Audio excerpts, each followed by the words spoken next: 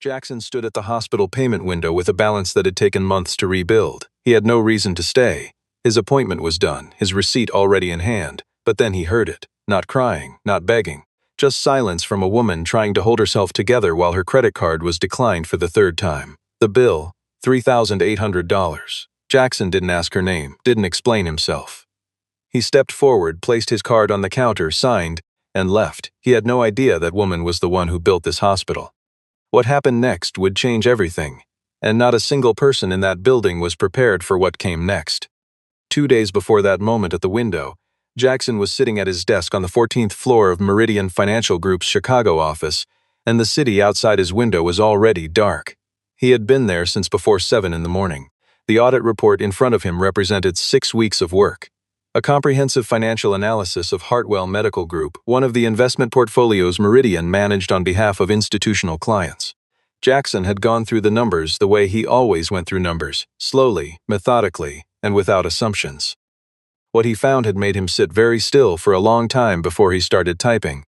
7 vendor contracts, all related to medical equipment leasing and facility maintenance, were priced at rates between 80 and 120% above market value.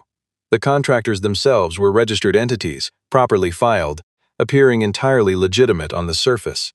But Jackson had traced the ownership structures through public filings, cross-referenced business addresses, and found that 2 of the largest contractors shared a registered agent with a holding company whose beneficial owner was listed through a series of intermediary entities.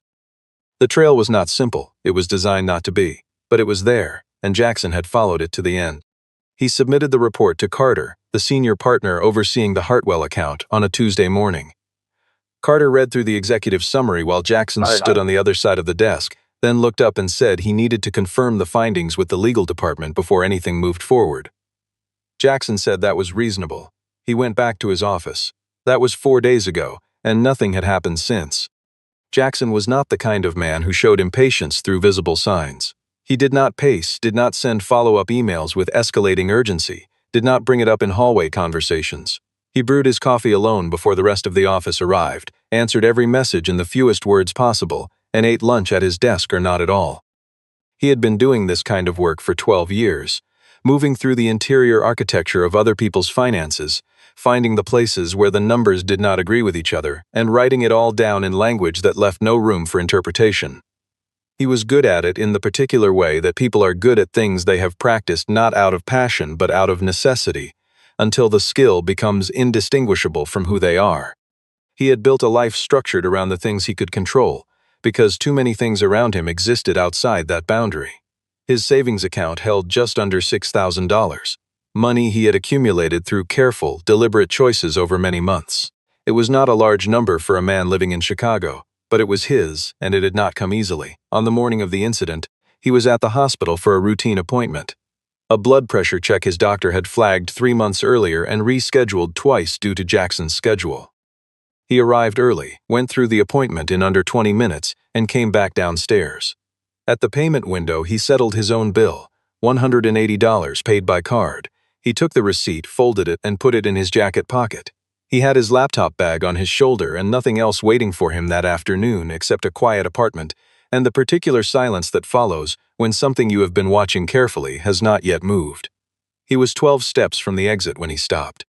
The woman at the adjacent window was not making a scene. That was the first thing Jackson noticed. There was no raised voice, no dramatic appeal to whoever was standing nearby. She was perhaps 70, older, silver-white hair cut close to her head, a plain gray coat that had been well made once and still held its shape. No jewelry, no handbag that announced anything about her. She stood at the counter the way someone stands when they have decided, well before arriving, that they will not be embarrassed by anything that happens.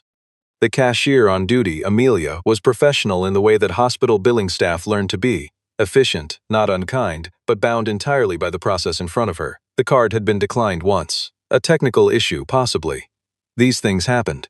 It was declined a second time, and by then the line behind the woman had grown by 2 people, and someone in that line shifted weight from one foot to the other. The third decline came back with the same result, and Amelia set the card down on the counter with a gesture that was not harsh but was final.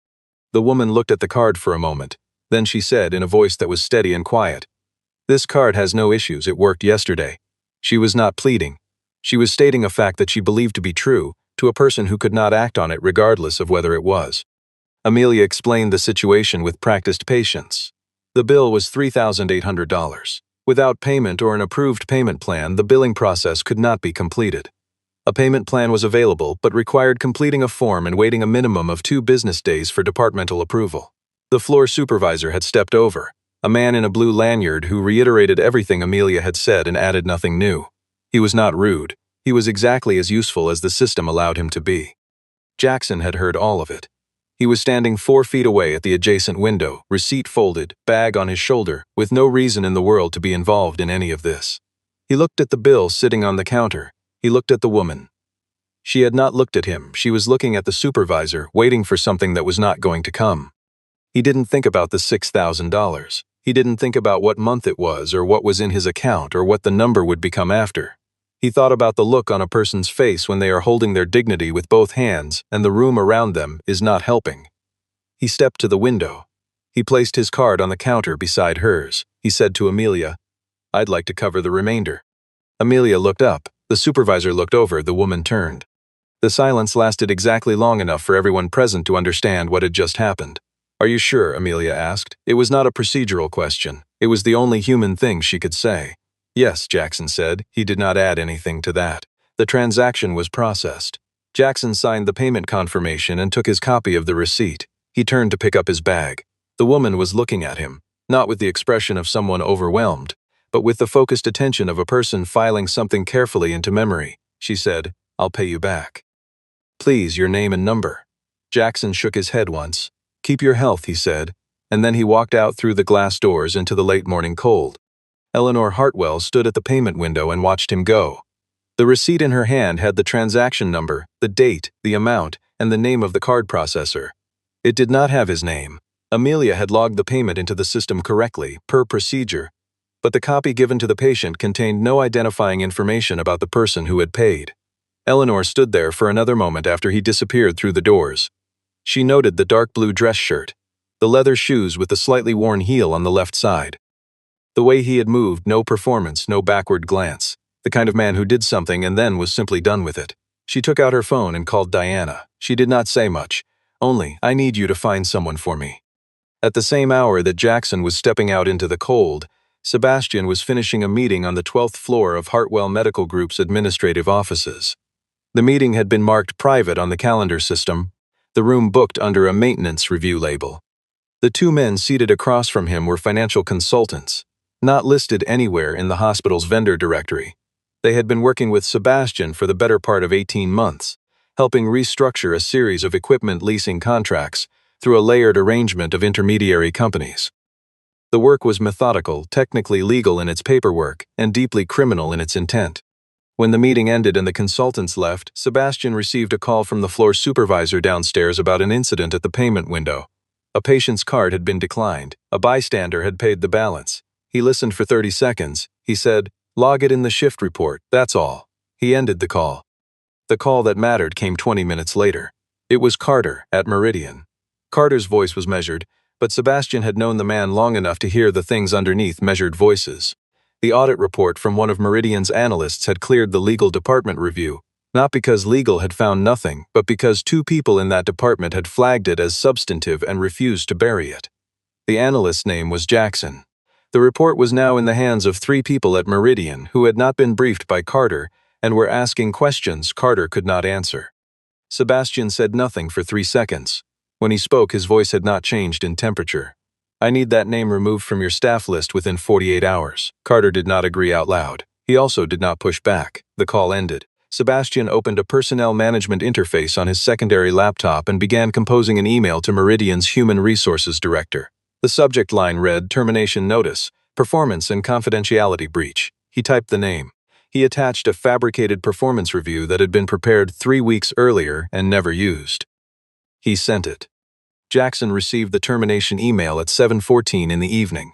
He was sitting at the kitchen table in his apartment with a glass of water and the ambient sound of traffic 7 stories below. The subject line appeared on his phone screen first. He opened the laptop and read it in full. The stated reason was a dual violation: failure to meet performance benchmarks over the preceding quarter and breach of client information security protocols. Both charges were fabrications. He had never received a performance warning. The only information he had shared was the audit report he had submitted through proper internal channels to his direct supervisor. He read the email twice. He did not call anyone. He did not compose a response. He sat with the specific quality of silence that settles in when you have understood something and there is nothing to do with the understanding yet. His phone buzzed. "Ryan, I already know. I'm sorry. Do not delete anything from your drives." Followed 30 seconds later by, "I copied your audit file before they locked your account." "It's safe." Jackson typed back 2 words. "Thank you." He closed the laptop. His savings account now held approximately $2,200. The morning's transaction at the hospital had drawn down the rest. He did not look at that number with regret. He looked at it with the flat recognition of someone who has reached the bottom of something and is deciding, quietly, what direction to start moving. Eleanor had not chosen the hotel for its amenities. She had chosen it because it was 12 blocks from the hospital, cost $89 a night, and had no affiliation with any property group she had a stake in. She had been in Chicago for 3 days, staying under a different name, checking in on the hospital's operational realities the way she always had. Without announcement, without an entourage, and without the kind of access that transformed what people showed you into a performance.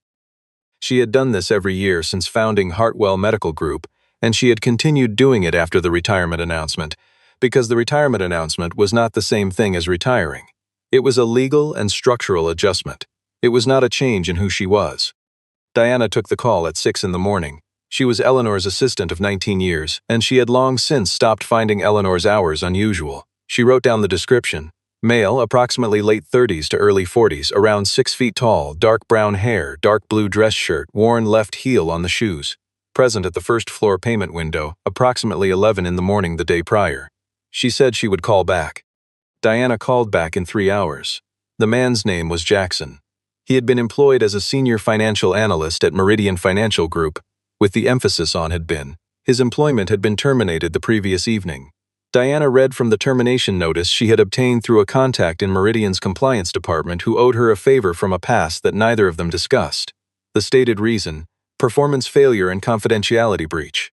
Eleanor sat very still when she heard this. Was there a report, she asked. An audit report submitted by this analyst about Hartwell. It took Diana another 24 hours to locate it. She worked through 2 intermediaries in the independent auditing community, people who moved in the overlap between financial services and institutional healthcare, where information passed quietly and obligations were rarely written down. What she obtained was not the final version. It was a working draft Jackson had saved to a collaborative document platform before his access was revoked. It was enough. Eleanor read it in one sitting. She had built the billing infrastructure of Hartwell Medical Group from a spreadsheet in a borrowed office in 1989, and she had spent the better part of 3 decades understanding exactly where money moved inside a hospital system and what it looked like when it moved wrong. The vendor pricing anomalies, the contractor shell structures, the beneficial ownership trail that led, through enough layers to require patience, back to a single coordinating entity. She recognized every element. She also recognized by the elegance of the concealment who had designed it. She called Jackson from a number he did not know. He answered on the 4th ring, cautious but not dismissive. She said, "I don't think you'll remember me. I was the woman at the payment window yesterday morning." There was a pause, not the pause of someone searching memory, but the pause of someone deciding how to respond to something unexpected. He said, "I remember." She told him she had read his report. She told him she wanted to speak in person. She gave him an address. A coffee shop near the river, neutral ground, nothing attached to either of them. They met the following afternoon. Jackson arrived first, took a corner table, ordered black coffee, and was reading nothing when Eleanor came through the door. She sat across from him and placed a small card on the table between them before either of them spoke. The card was simple, no design, no logo, only a name and a phone number. The name read Eleanor Hartwell. Jackson looked at the card. He looked at her. He was quiet for a moment in the way that people are quiet when something large rearranges itself inside them. Then he said, "You own the hospital," she said. "I founded it." There is a distinction. At the moment, it matters. She did not soften what came next. She told him she wanted to bring his findings before the board of directors, not through Meridian's channels, which were compromised, but directly, as a shareholder presenting evidence of operational fraud. She needed someone who had built the analysis, could speak to every number, and could not be dismissed as a consultant with an agenda. Jackson was quiet. Then he asked, "Do you understand how prepared they already are?" Eleanor looked at him steadily. "Do you?" she replied. They left the coffee shop 20 minutes later, in different directions. For the first time in several days, Jackson was carrying something more concrete than a termination notice. Sebastian learned that Eleanor Hartwell was in Chicago the same afternoon Jackson and Eleanor met at the coffee shop. His source was inside the hotel industry. A general manager of a property 3 blocks from where Eleanor was staying, someone who had done business with Sebastian's network long enough to know what information was worth a phone call. The name on the reservation was different, but the description and the payment pattern matched. And Diana's name had appeared on a visitor log at Meridian's lobby the previous day. Sebastian sat with this for a few minutes. Then he called his personal attorney, not Hartwell Medical Group's legal counsel, but a man named Gerald who had worked for Sebastian privately for 11 years and whose name appeared in none of the hospital's official documentation. They met that evening in the private dining room of a members' club. Sebastian laid out the situation. Gerald listened. Then Gerald produced a printed copy of the delegation agreement Eleanor had signed 3 years ago, the one in which she had formally transferred operational authority to the board. They read through it together. The agreement was by its original terms a broad delegation. It gave the board authority over day-to-day operations, strategic decisions, and staffing. But it did not, in its original form, contain any restriction on Eleanor's rights as a controlling shareholder to participate in board proceedings or to bring forward information relevant to governance. Gerald pointed this out. Sebastian already knew. He nodded, and then he opened the version of the agreement in Hartwell's digital records management system, the cloud-based archive that Sebastian's legal team administered. He had accessed it the previous day and inserted a single paragraph into the original text. The language was dense and technical, and its effect, if accepted, was to prevent any shareholder from exercising voting rights in matters that were the subject of an active internal dispute or investigation. The paragraph had not been there when Eleanor signed the document. The file's metadata had been edited, the timestamp adjusted to match the original signing date. The notarized paper original, stored in a law firm's vault in downtown Chicago, had not been touched. Simultaneously, Sebastian initiated a second operation. He sent communications not through official channels, but through the informal networks of the financial services industry in Chicago. Private messages, strategic mentions dropped into the ear of hiring managers and senior partners at firms where Jackson might realistically seek new employment. The message was never explicit. It never needed to be. It carried the shape of concern. An analyst terminated for confidentiality breaches, a sensitive situation still being evaluated internally, the kind of thing that made careful organizations pause. Nothing provable, everything effective. The financial world in any city is smaller than it appears from the outside, and reputation, once it begins to move in the wrong direction, tends to outpace the person it belongs to. Ryan called Jackson that evening. His voice was tight in the way that someone's voice becomes when they are managing their own anger in order to be useful. "Your name is circulating," Ryan said. "The language is vague, but it's specific enough to close doors. How much time do you have?" Jackson looked at his phone screen. A board meeting notification had arrived 3 hours earlier, an emergency session, called by Sebastian under the header of Governance Review and Internal Information Security, scheduled for 9 the following morning. 14 hours, Jackson said. Ryan was quiet for a moment, then, "Do you need anything from me?" Jackson said. "The audit file you copied. Make sure I can access it tomorrow morning." He spent the next 3 hours at his kitchen table preparing. Not constructing a narrative, not rehearsing arguments, preparing the way a person prepares when they have learned, through experience, that the most important thing in a room is usually a number that someone hoped no one would look at too closely. He laid out the data in the sequence it would need to appear. He printed 3 copies of the most critical pages. He charged his laptop and set an alarm for 6.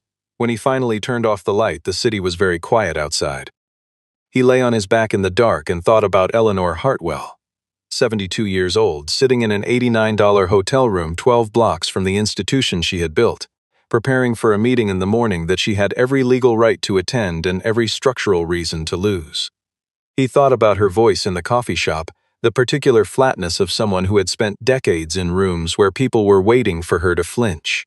He closed his eyes. Tomorrow was already arranged. The only question was whether they had arranged it better than Sebastian had.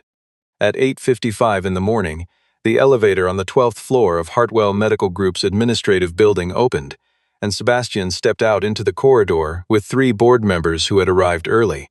They were standing in the kind of loose formation that suggests comfort and authority, men who move through spaces as though the spaces were designed for them, which in institutional terms they largely were. Sebastian was wearing a dark navy suit with no visible crease and the expression of a man who had already determined how the morning would end. He was looking at his phone when the second elevator opened. Eleanor walked out first. She was not wearing the gray coat from the hospital. She wore a well-cut navy suit, not a match, not a statement, simply the clothing of someone who had spent enough decades in boardrooms to know exactly how much signal a choice of dress carried. Her white hair was neat, her posture exact. Behind her, one step back, was Diana, holding a leather portfolio and looking at no one in particular, and one step behind Diana was Jackson, carrying a laptop bag and a folder of printed documents, moving the way he always moved, without display. Sebastian looked at Jackson for a long moment. Then he looked at Eleanor. His expression remained composed, but there was a reorganization happening somewhere behind it, a recalculation he was performing too quickly to hide entirely.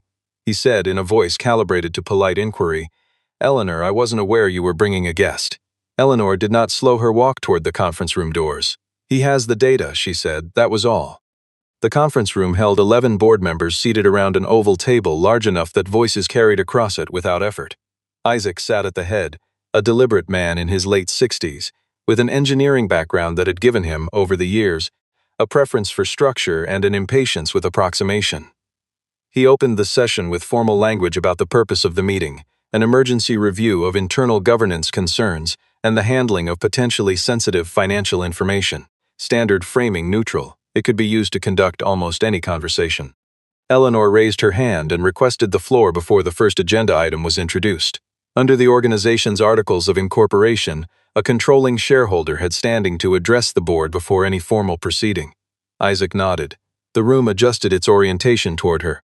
She spoke for 11 minutes. She did not use the language of accusation, she used the language of documentation. She stated her ownership position, 34% of controlling shares, unchanged since the founding, and noted that no resolution currently before the board carried binding effect without her participation. She stated that she had reason to believe the organization's financial reporting contained material irregularities, and that she had asked an independent analyst to present his findings directly. She then introduced Jackson by name and stepped back. Jackson connected his laptop to the room's display system without hurry.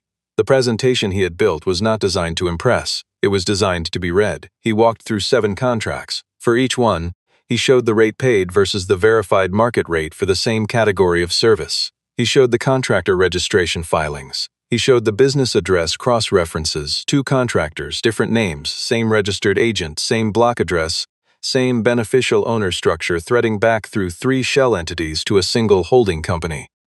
He had run the final ownership trace through public securities filings. The holding company's indirect beneficiary was not named in any Hartwell document, but the name was traceable. He said it once, plainly, without editorial. Half the room had gone very still. The other half was looking toward Sebastian. Sebastian did not look at the screen. He had been watching the room, reading the faces, tracking the shifts.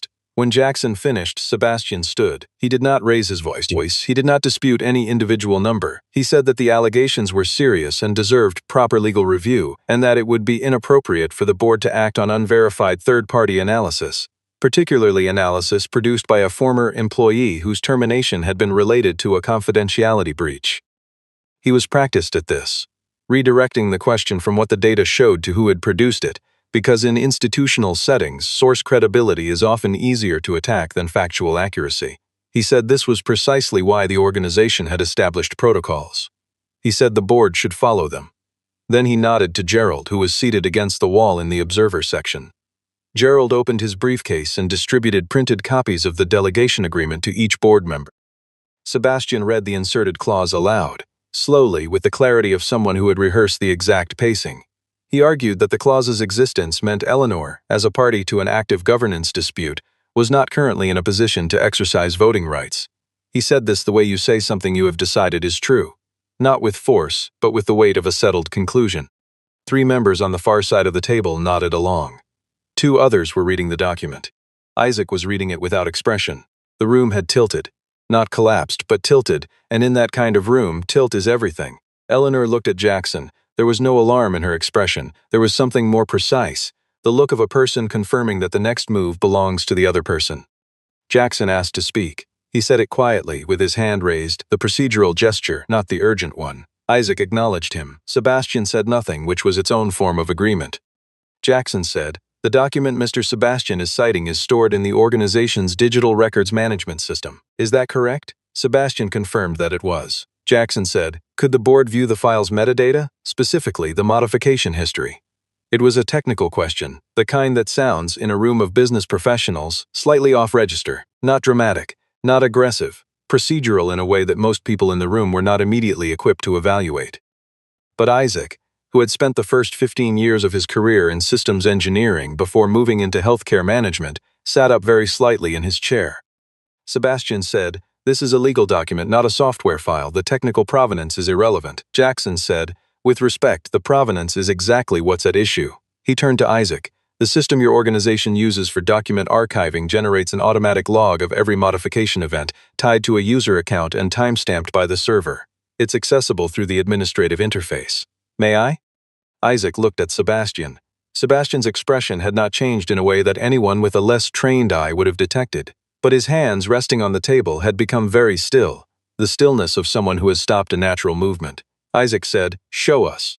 Jackson opened a browser on his laptop already connected to the room's display. He navigated to the document management portal. The credentials he used were from a technical maintenance account that had been created during a system migration 14 months earlier.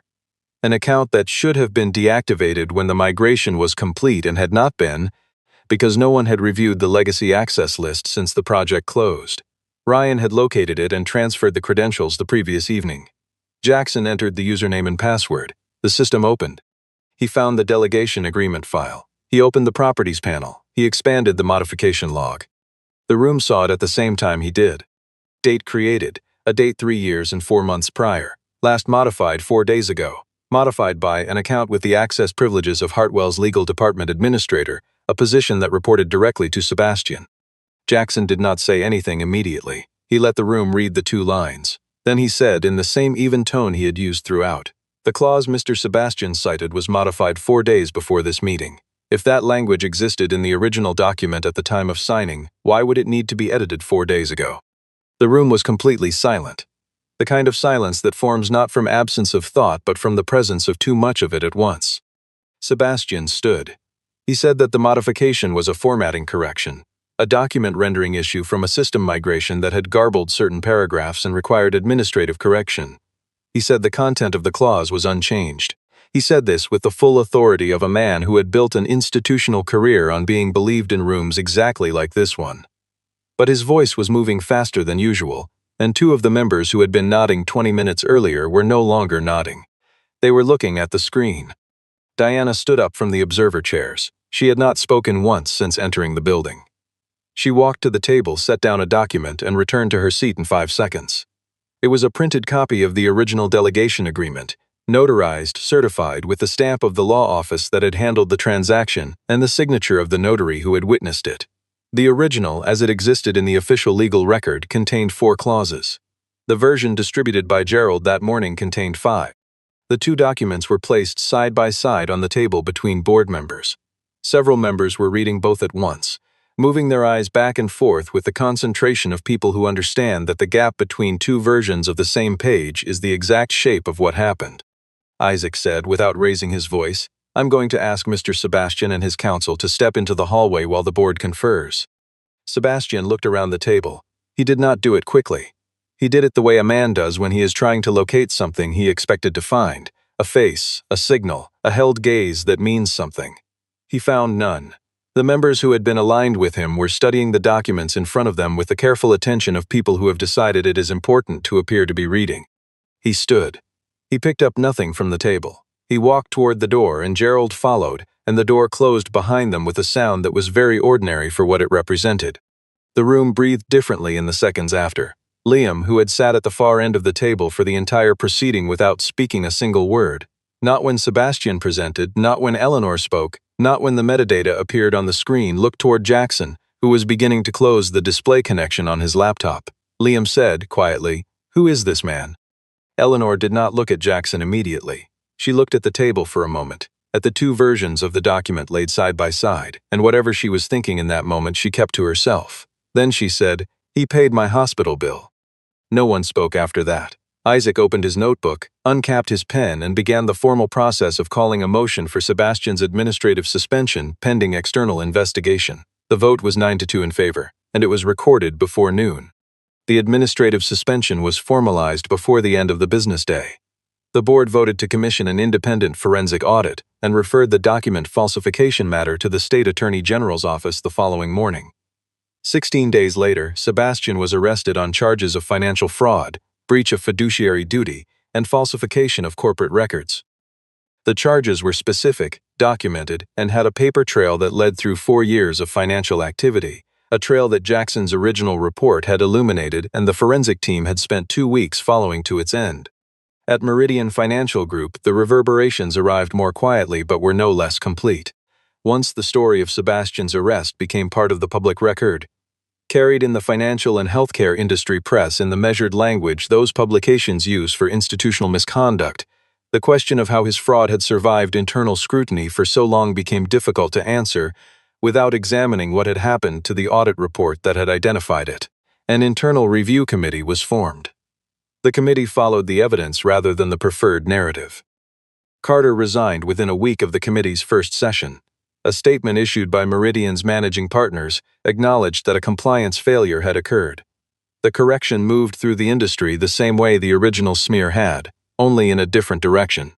Amelia's procedural log from the day at the payment window, a detail she had entered into the system because that was what the workflow required, became a minor but real piece of evidence in the broader investigation. It established a time-stamped record of Jackson's presence at the hospital and confirmed the transaction, which Sebastian's attorneys had attempted to characterize as evidence of a coordinated approach to Eleanor.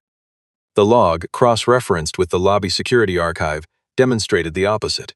Jackson had arrived alone for a scheduled medical appointment booked 3 months prior and had left within minutes of the transaction.